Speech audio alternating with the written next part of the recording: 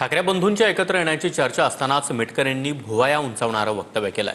पांडुरंगाच्या मनात आलं तर आषाढी एकादशीपर्यंत ताई आणि दादाही एकत्र येऊ शकतात असं अमोल मिटकर यांनी म्हटलंय।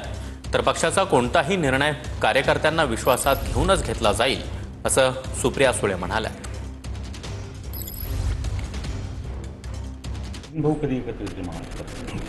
पांडुरंगाची इच्छा असली तर आषाढी एकादशीपर्यंत तेही होईल।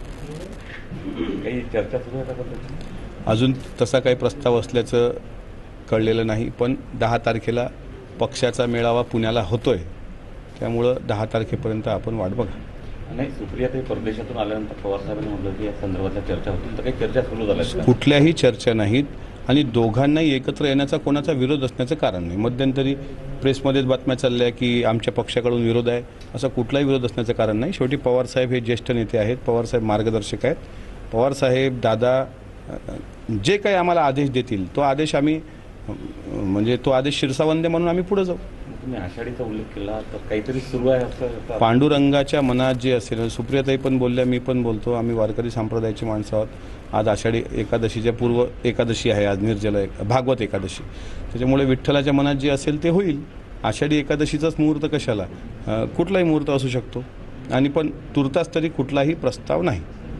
निर्णय नाहीये की मी कुठे जाणार आहे, मी आता इंदापूरला जाणार आधी का दौंडला, हा पक्षाचा निर्णय आहे।